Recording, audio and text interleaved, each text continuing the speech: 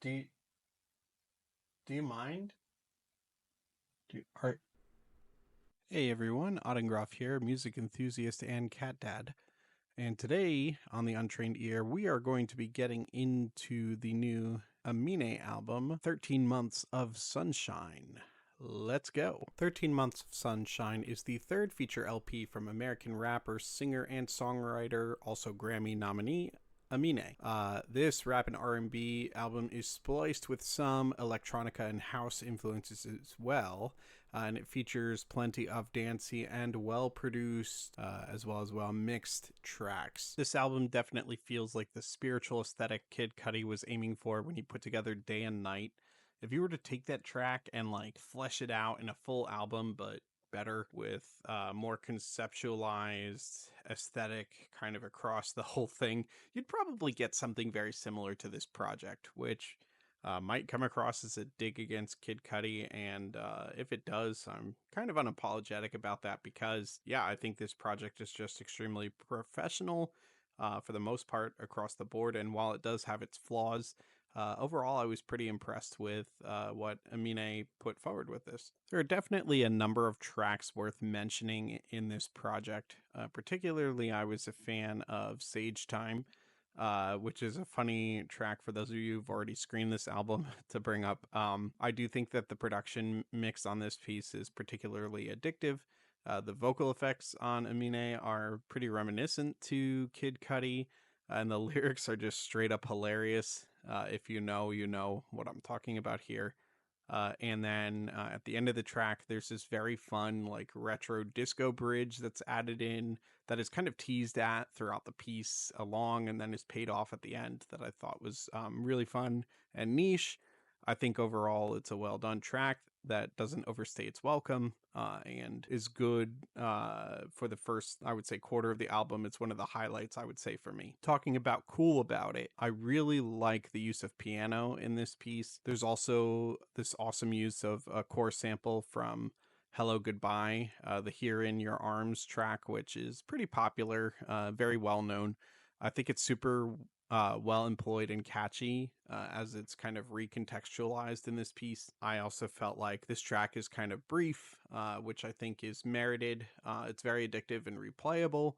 And just well executed overall. Coming into Vacay, right off the bat, I was getting just extremely strong Childish Gambino vibes from this track. And there are a couple elements that I was able to nail down that was really like cementing this in my brain. First off, you had the piano chords with the very clean mixed rap vocals at a brisk pace. And then on top of that, when you get to the chorus, you have the very jiving I Want to Go on Vacay line with the electro pulse synth support that was just super reminiscent of Because the Internet for me. Just a very reminiscent track overall, I felt like. I thought Temptations was also a standout track on this album. I really like the chimes in the mix that pairs with the synthwave kind of aesthetic that you have going into this piece. There are these nice like ambient piano chords that you get, as well as like arpeggios at moments that also adds this tone of like serenity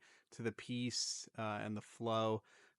It just comes across as this nice cocktail of like cool and zen. Overall, it's just this very aesthetic lo-fi track that I think adds a really nice vibe. And this song is really representative of a few tracks I think that kind of fit this niche for this album, that very like chill stoner aesthetic that you get for a lot of the tracks on this piece that is good. It's the best case for like Waka Flocka and for Kid Cudi. You know, the best pieces of them I think come across in these very like lo-fi zen pieces that Aminé really puts forward in this album. Images is a track that really stood out to me in a positive light. I think the features on this piece really meld well for me. And I also liked the choice of electric guitar chords that kind of features the driving front of the mix. And they really, I think, work well to keep the track coherent. The mix does evolve a bit as the track progresses, but overall, this is actually a much more simple production piece than the majority of this album. which I think actually works well for wrapping everything up nicely. The features, I think, are where this track stands apart from the others.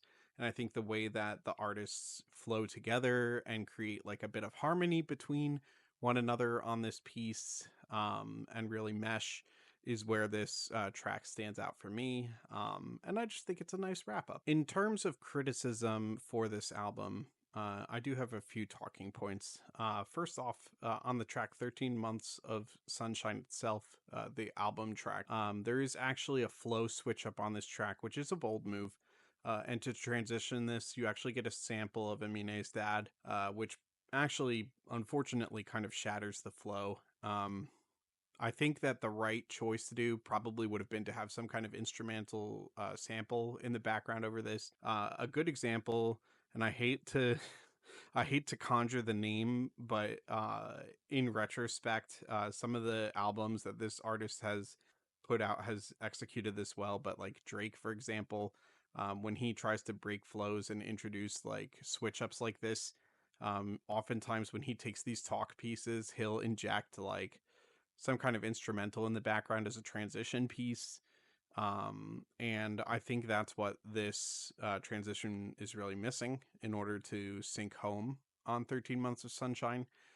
So I just think it doesn't land very well in terms of like it being one track and not two. In general, this kind of ties into like overall, there are a lot of samples of Aminé's dad on this album, which I think was a little over generous. I think that probably Aminé could have had the same relative impact with one or two samples rather than a myriad of them. And I think it kind of detracts from the value of featuring his dad on these samples. You can tell that their connection and their bond is a major driving and focal, feature to Aminé, and perhaps there's some value to this that's we're supposed to be picking up in the album, but if there is, that's not really conveyed very well, except in volume of samples included.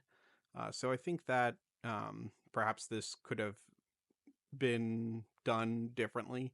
Um, so it was a swing and a miss for me on that. And then my last piece is just that, while none of the tracks I think are necessarily bad on this album, some of them are less standout than others and feel kind of extraneous.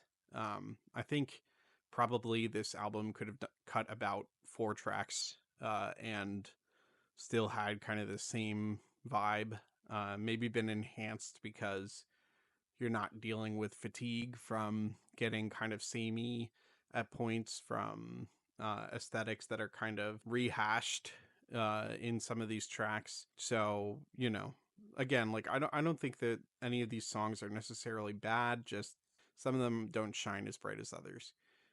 So overall, I think this is a solid project, though admittedly, there are some flaws to it.